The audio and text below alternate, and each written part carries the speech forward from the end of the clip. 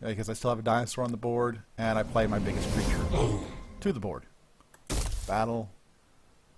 Oh, how I wish I had a burnout in this deck. Don't know. Maybe. Okay, Crypt Conjurer. So I know what I'm up against. Let us go ahead and... Roaming Warclaw. Unfortunately, Brawn is only a 7/7. It's not quite enough to take Crypt Conjurer out natively. But it is enough to get some damage on it, and hope. And this will finish off my draft game, I think. If he dropped 2 rank 3s, he did not. Failing that, I win. Because he's at 6, and I drop mobility, and say cover all 5 lanes, or die. Or kill both my creatures. That works too.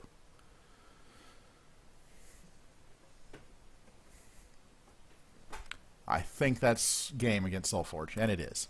So now I can focus on the tournament. The Irish Banff. He is not over 100 health, so he did something that I did not expect.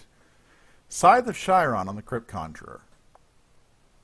That means the Crypt Conjurer died. He gained a little bit of health, but took damage, and then dropped the tracker.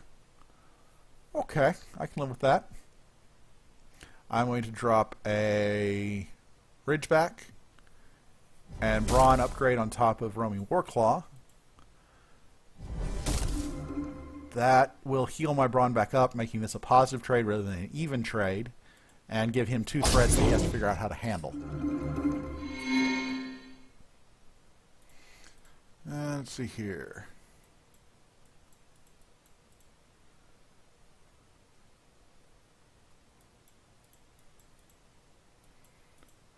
And Soda Quasar, in draft, there is no limit to the number of a card you can draft. As long as the packs give it to you, you can take it.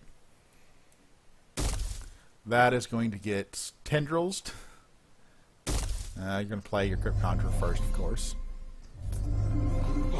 Disappointing, but understandable. Clear that out. Unfortunately, that I can't make better. I don't have the cards in hand to do it.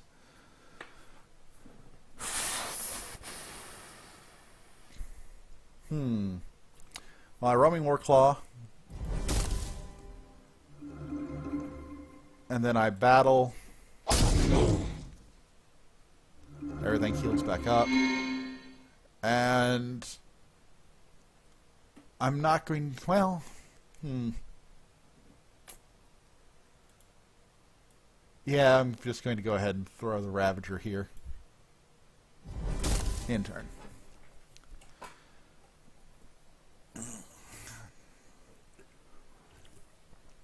I know throwing the Ravager there is almost certainly going to kill it. This guy is playing, obviously, Life Drain, so he's going to drop a Hermit, or likely to drop a Hermit, to pull back the Tendrils of Twilight, or just have the Tendrils of Twilight natively. But in either case, it means that... Well, no. So the Ravager and the Duskmaw trade off. I'm fine with that. This play is going to be Rex into Roaming Warclaw.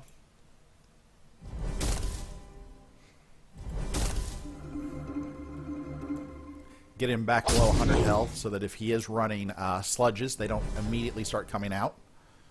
I did not manage to level any of my trackers. I'm kind of sad about that, but he only leveled 1. I didn't see a lot of Utera creatures that he played that would be benefiting from tracker. It's possible that all of his Utera creatures are things like Tangle Sprout that are just going to be solid plays later, but... Or Sharkbound Invoker, of course. I'm going Creature. Turn 2.1, strongest, one of the most important turns of the game. I've got 2 rank 2s. They're both very solid creatures. Knock him back below 100 health, and proceed. Oh, this is nice. Unless he Epidemics, I have very obvious plays here. Brawn will make a gigantic... What is that? with the Pterodon Rex 1313 on the board. 8 and 4 is not enough. That's disappointing. So, while I would like to go that route, I'd like to Thunderstomp Crypt Conjure off the board. It's not enough.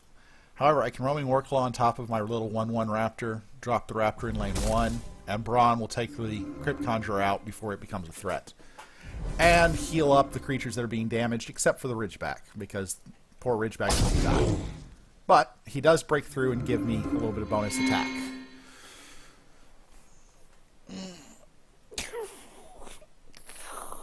Okay, I'm God drawing him thus far.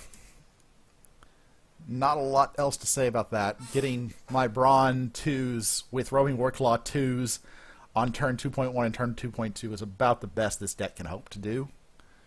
Duskmaw is going to kill off Dino Knight with the Tendrils. I know this to be true. Oh no, he's going to use a Scythe. He doesn't have the Tendrils. Awesome. Oh, that is just joyous days.